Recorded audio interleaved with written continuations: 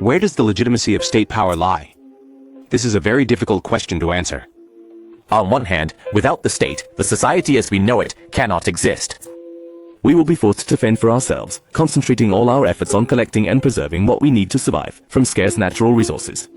To obtain the benefits of society, we need to accept some form of state power. The problem is that we seem to have no choice. We are compelled to accept state power, not only because most of us cannot leave, but more importantly, because the state has the power to force us to accept it. If we do not wish to comply, the state can threaten us with violence to make us change our minds. If we resist and disobey, the state has the power to use actual violence to compel us to comply. But doesn't this morally equate the state to a benevolent bandit, offering us benefits with one hand while threatening us with the other? The root of the issue lies in the idea that individuals have a moral right to freedom. If someone threatens you with violence if you refuse, thereby forcing you to agree to something, then you are not truly making a free choice. The ideal of personal freedom, also known as liberty, is one of the cornerstones of modern Western ethics and political philosophy.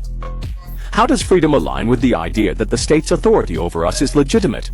Firstly, freedom is limited and we do not possess the moral right to absolute freedom. You can't poison someone's food just because you don't like them. You cannot steal your neighbor's crops just because you forgot to cultivate your own field. Generally speaking, our freedom does not include the right to harm others. Liberal philosophy is precisely based on this limitation of freedom to establish the legitimacy of state power.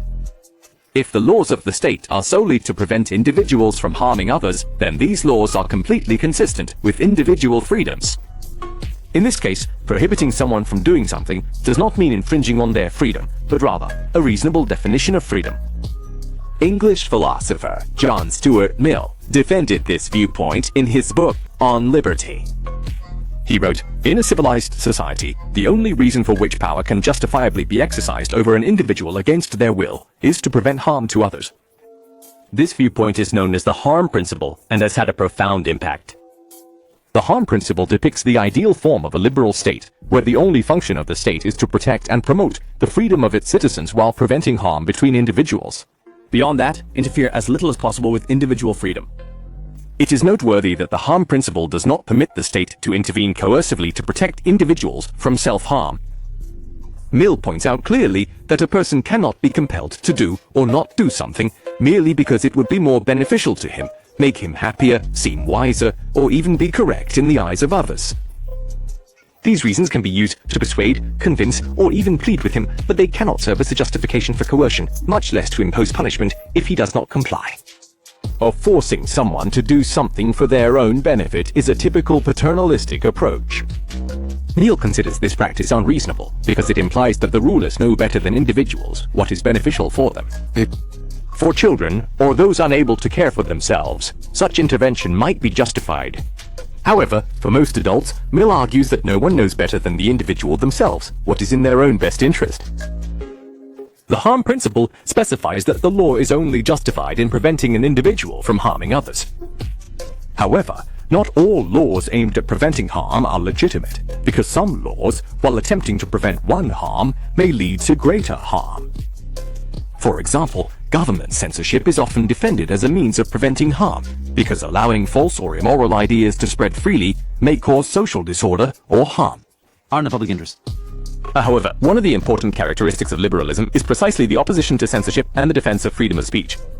So, why does Neil believe that censorship causes greater harm than freedom of speech? He presents two key reasons. First, although false information can cause harm, human cognition is not absolutely reliable, and government judgment can also be mistaken.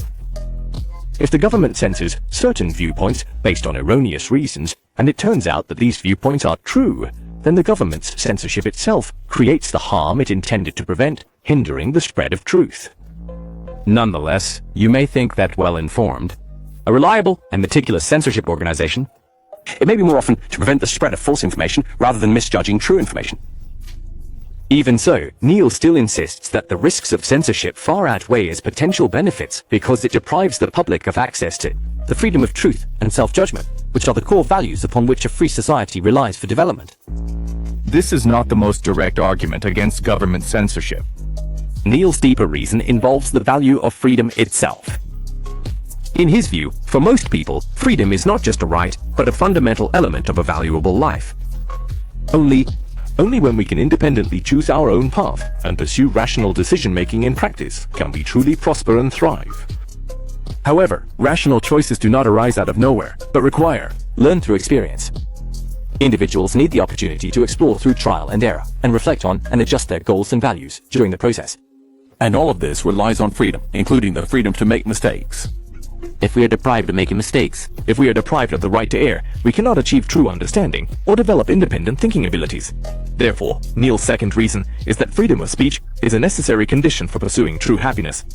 if the government, through censorship, deprives individuals of The opportunity to express different viewpoints means that people's minds will become rigid, and beliefs will no longer be built on rational inquiry, but only mechanically follow some, incompletely. The dogma of understanding will ultimately lead our way of life to be planned by external forces rather than arising from autonomous choices. The danger of censorship lies in stifling the rational thinking upon which freedom depends, causing individuals to wither intellectually rather than grow. For similar reasons, Neil defends not only freedom of speech but also emphasizes freedom of association. The importance of religious freedom and occupational freedom. He argues that society should provide individuals with different... In other words, everyone should have the opportunity to explore various possible lifestyles and interpersonal relationship patterns in order to ultimately find the path that suits them best. The ideal of liberalism is indeed appealing, but there are still many challenges. Where should the line be drawn between genuinely harmful behavior and merely unpleasant or unwelcome behavior? How harmful does an action need to be before it becomes something the state can legitimately prohibit? After all, any of our actions could potentially cause harm to others to some extent. So, does the state have the right to prohibit individuals from allowing themselves to be harmed, such as requiring citizens to offer assistance when others are in danger? Is the harm principle sufficient to justify that the state can tax citizens for national defense, public health, or other government functions? More importantly, what is the relationship between liberalism and democracy? In the modern world, these two concepts are almost inseparable. Many countries call themselves liberal democracies, but is the connection between the two really self-evident? On the surface, there seems to be an internal tension between liberty and democracy.